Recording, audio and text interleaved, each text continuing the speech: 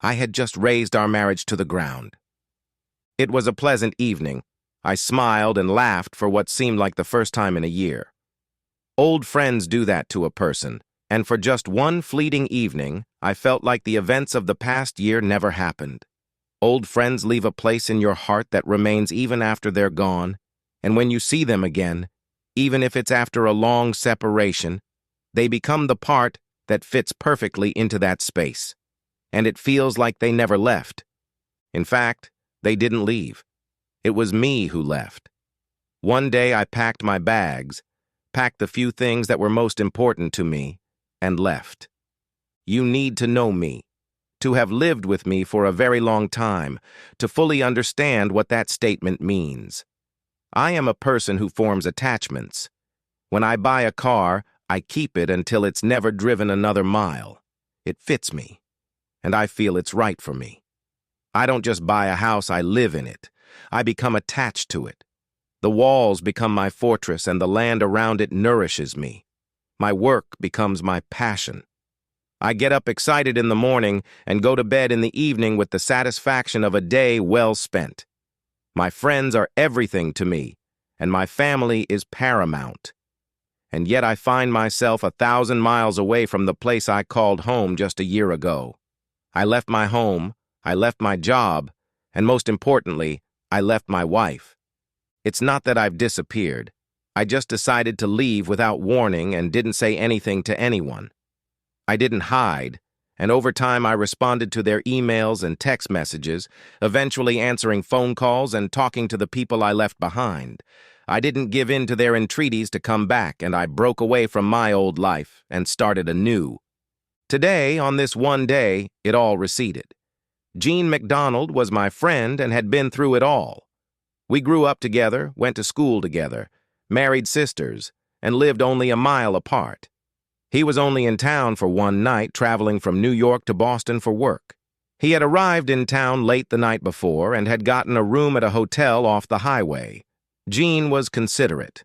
This morning he showed up at my door at 7:30 a.m. with 2 cups of coffee and a mischievous grin I knew all too well.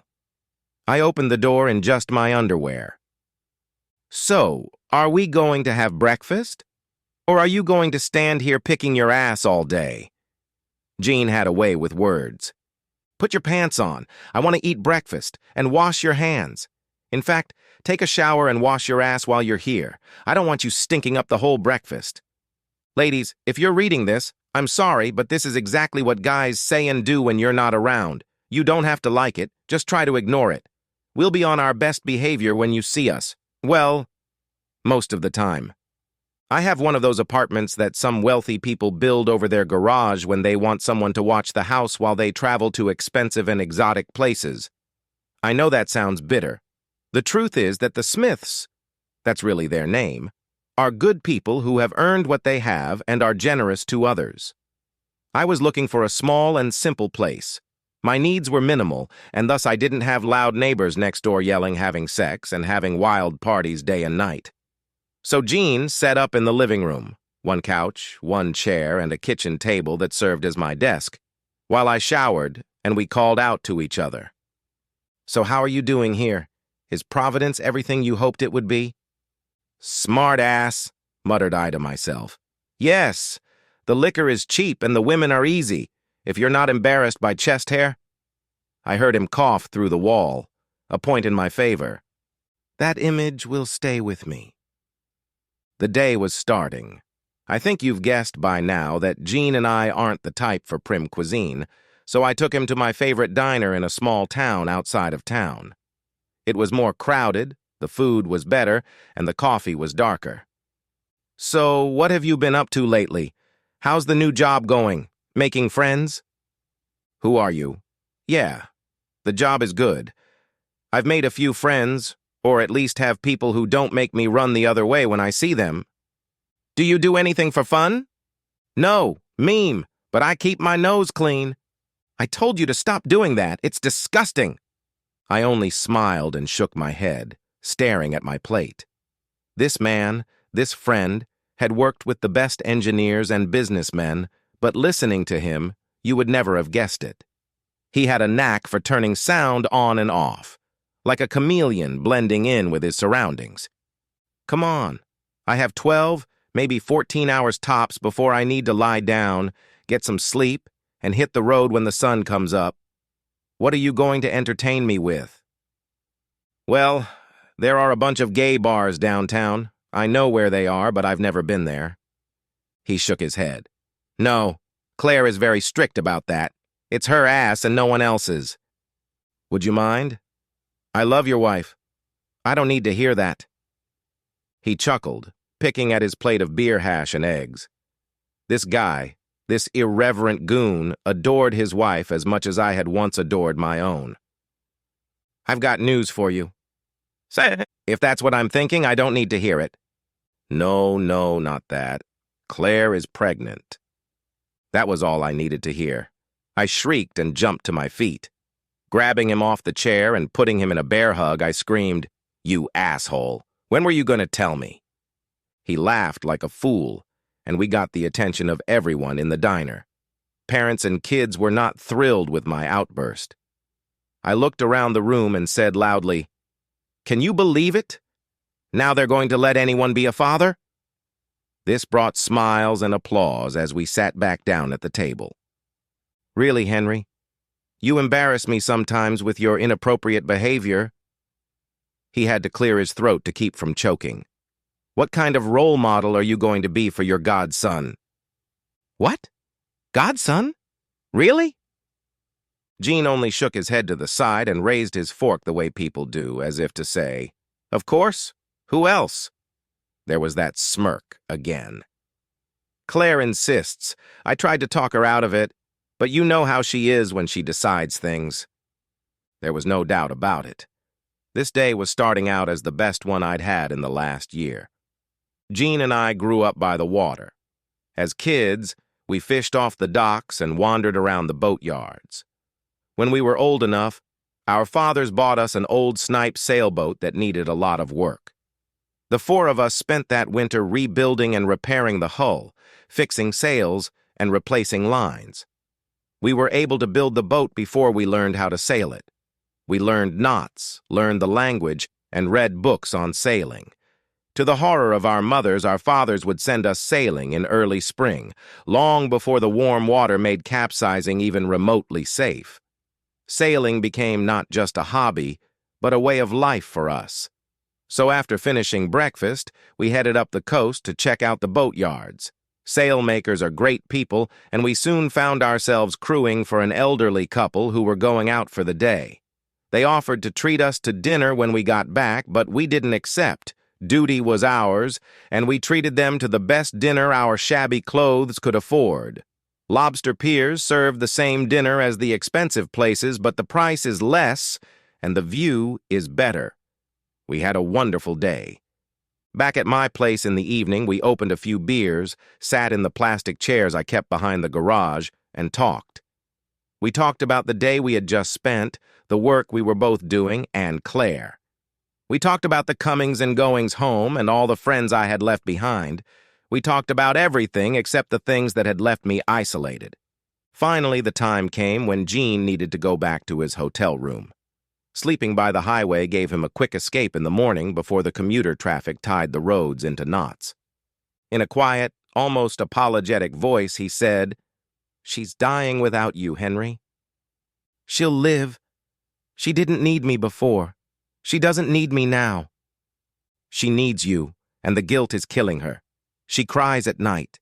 She won't go outside. I swear she's not seeing anyone. Claire comes to her and sits with her, and all she does is talk about you and crying. She knows she screwed up, Henry. She's not making excuses for what she did." "Has she ever explained why she did it?" "No. She's seeing a psychiatrist, but she doesn't seem any closer to an answer now than she was before." "Tell her to find a new psychiatrist." "She needs you, Henry. Your arms around her, not some stranger with books and theories."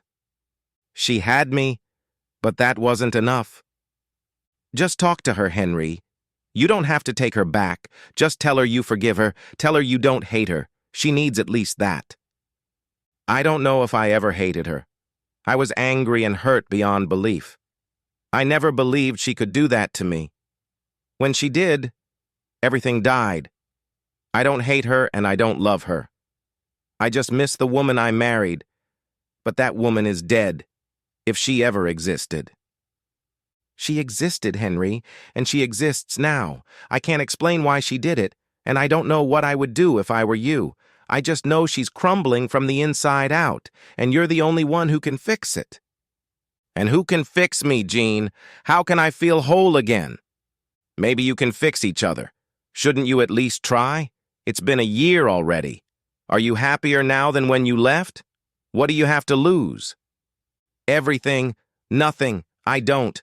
I think about her and wonder what would happen if she did it again. What would happen if I let her back into my life, trust her again, and she betrays me again? I fell very far the first time. Where will I be if I fall again? You won't fall, Henry. She will never make that mistake again. How do you know if she can't explain why she did it the first time? And was it even the first time? Did you ever find out what kind of asshole it was? Yeah. She told Claire he was just a guy she worked with. It had gotten dark by this point, but even in the dark, Jean could feel my eyes drilling into his. He doesn't work there anymore. You gotta hand it to her, Henry. She went to his wife and told her everything. She begged for forgiveness and got a slap on the wrist for her troubles. The asshole got a nasty divorce and left town. He's not in this world anymore. It doesn't matter, Jean.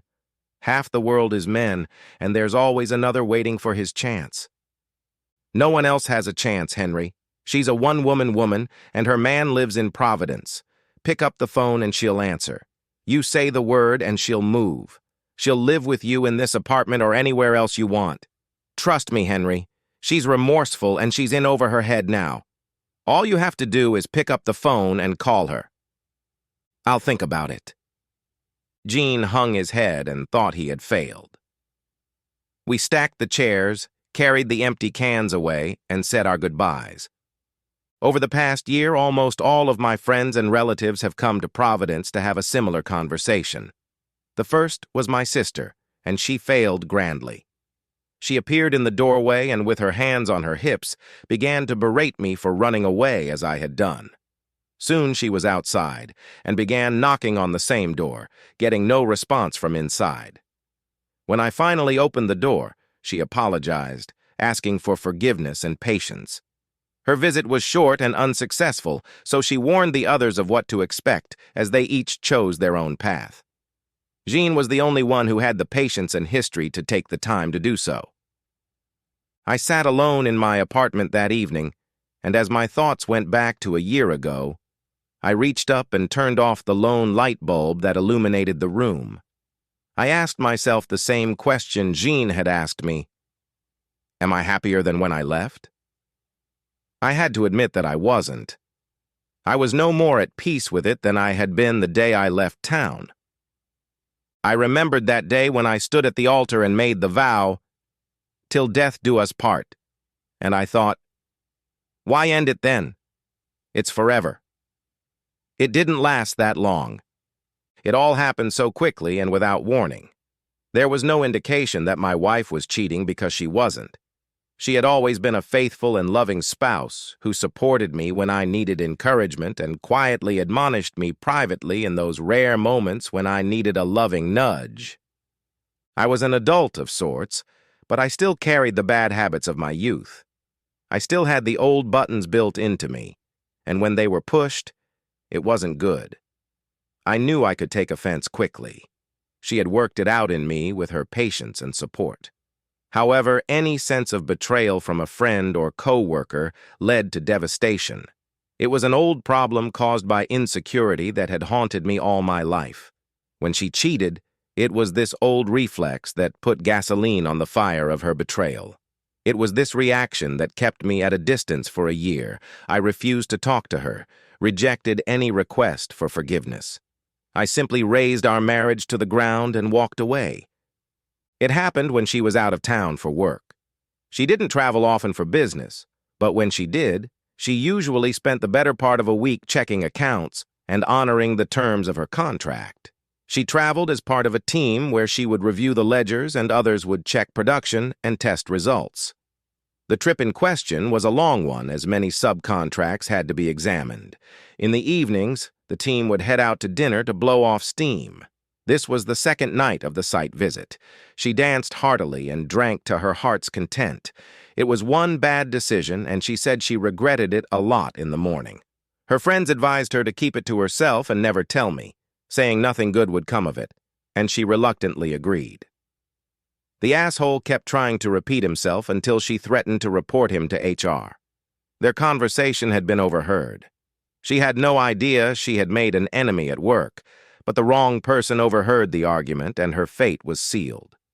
A week later, when the same coworker felt her efforts were not being given the attention they deserved, I received an anonymous email. When she was asked the question, my wife got discouraged and confessed. It was just a one-time thing, and people are people too, but it ruined my marriage. I packed very few things and left without warning, leaving my wife devastated. I have relived that day hundreds of times since then, and here I am reliving it again. It was all so fresh in my mind.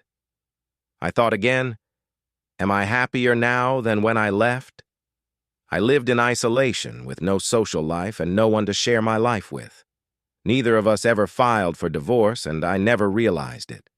When I left, I just naturally assumed she would file for divorce as she wanted. The all-consuming misery and sense of worthlessness of a year ago gave way to a malaise that wouldn't leave me. There was no one to make me smile, no one to laugh at my jokes, and no one to hug me at night. Am I happier than when I left? I sat in the dark and contemplated my life. Then slowly, hesitantly, I reached for the phone. The end. Subscribe to my channel. Thank you.